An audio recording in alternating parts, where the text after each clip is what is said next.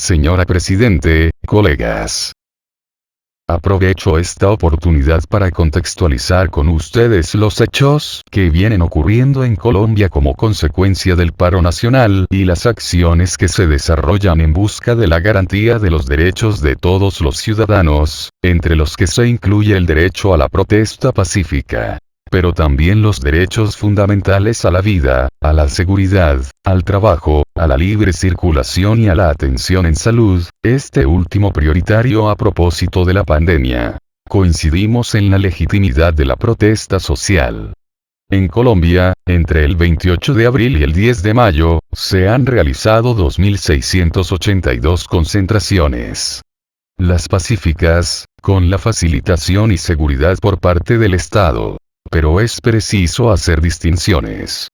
Un asunto es la manifestación pacífica y otro el vandalismo. Unos son los sectores que manifiestan sus inconformidades y peticiones bajo las reglas de la democracia y otros los desadaptados que atentan contra la sociedad y pretenden destruir todas las instituciones, ejecutando agendas insurreccionales financiadas, planeadas y articuladas por la subversión y el crimen transnacional. Así como el Estado colombiano trabaja para garantizar los derechos del primer sector, despliega todas las herramientas legales para enfrentar al segundo. Hay una verdad que no podemos ignorar. Quienes hacen parte de la protesta no son generadores de violencia o caos y merecen toda la atención, respeto y garantías, pero los criminales de siempre, aquellos que pretenden obtener el poder político a través del chantaje de la criminalidad, permean e instrumentalizan las causas legítimas para tratar de quemarlo todo. Es decir, protesta pacífica durante el día, pero vandalismo, saqueos, destrucción y zozobra en la noche. No nos equivoquemos. Hay una furia nihilista contra la autoridad, contra nuestras libertades, contra la propiedad, contra nuestros símbolos históricos, nacionales y religiosos. Nada tiene que ver con las justas demandas. La estrategia ha sido clara. Pretenden debilitar al Estado, deslegitimar la autoridad, humillar a las fuerzas del orden y hacerlo todo cenizas en el fuego de las barricadas. La historia se repite. Un proyecto de reforma tributaria presentado con la intención de atender las afectaciones generadas por la pandemia, produjo el malestar de diversos sectores, causando, insisto con la distinción, una protesta legítima, pero también una violencia organizada de tintes anarquistas. Y de esta violencia hacen parte organizaciones terroristas y ligadas al narcotráfico como el ELN y las disidencias de las FARC. Lo mismo ocurre con agitadores profesionales, antiguos criminales que hoy obran como patriarcas de la anarquía y buscan réditos políticos en cada víctima, en cada jornada de caos. Hay intereses externos que intentan construir narrativas de un Estado colombiano violador de derechos humanos, para que su discurso permee eventuales decisiones de organismos internacionales. Desconocen que la institucionalidad colombiana ha salido airosa de otros intentos de desprestigio. Desconocen que nuestro pueblo respeta y agradece la acción de su policía y de sus fuerzas militares. Un resumen de las consecuencias de esta violencia.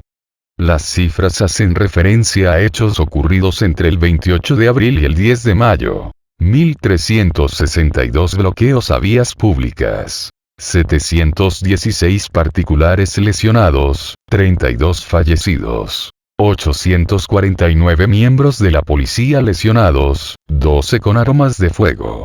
Uno de ellos, el capitán Jesús Albero Solano, fue asesinado. 987 buses de servicio público vandalizados e incendiados en Bogotá. 421 oficinas bancarias afectadas.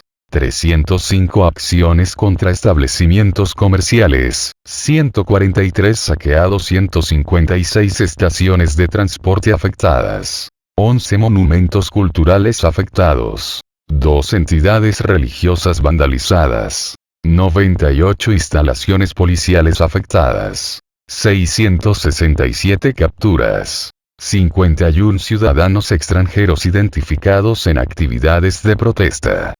6 fueron expulsados del país. 14 incurrieron en presuntos delitos. 378 armas de fuego incautadas.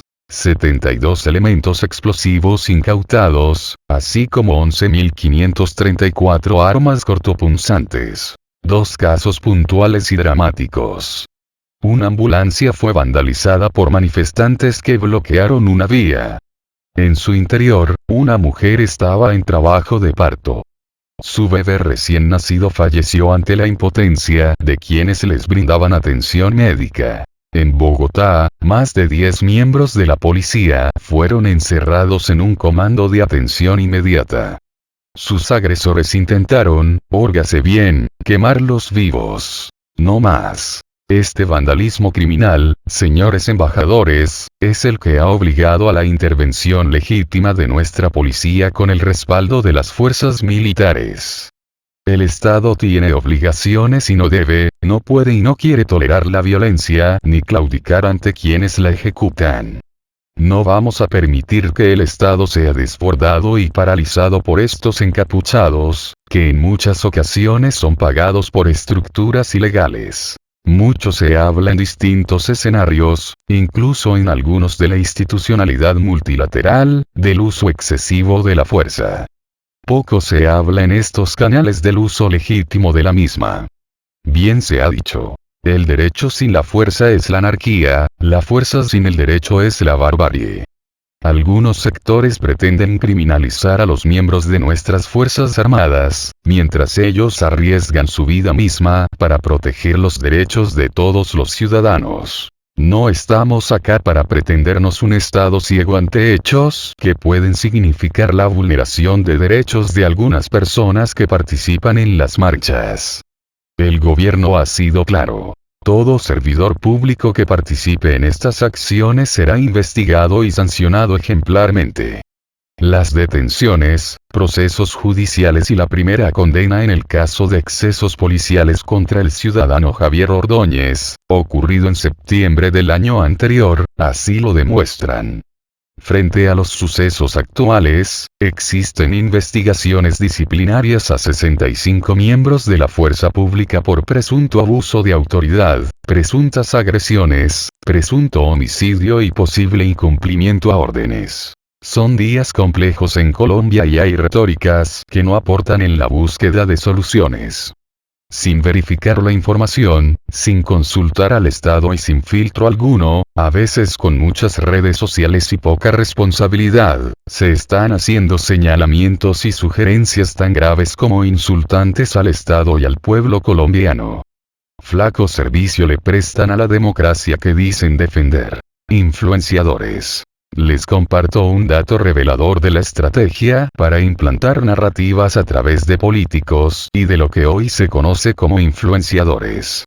Hablan de más de 500 desaparecidos en las protestas, pero la Mesa Interinstitucional de Información de la Fiscalía y de la Defensoría del Pueblo reportó el lunes que no existía una sola denuncia formal por el delito de desaparición.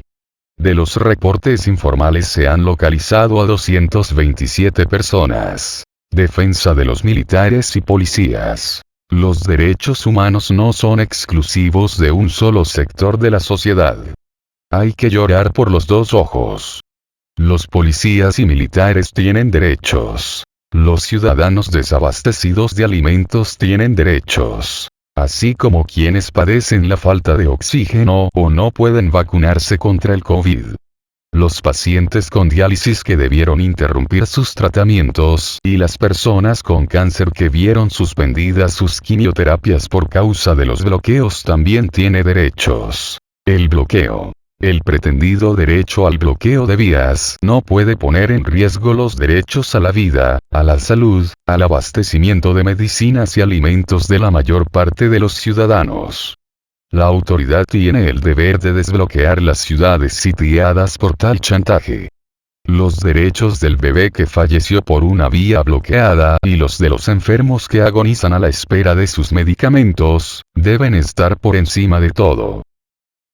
Presidente, me excuso por la extensión de esta intervención, pero no quiero cerrarla sin insistir en dos temas. Primero, Invisibilizar los derechos de ciudadanos que no participan en protestas y de policías y soldados que trabajan para garantizar la seguridad durante ellas, es una forma de legitimar las acciones del vandalismo criminal. Segundo, equiparar la violencia desbordada de los desadaptados con el uso legítimo de la fuerza de las autoridades, es promover que los delincuentes sigan intentando encerrar y quemar vivos a otros seres humanos. Muchas gracias. Alejandro Ordóñez.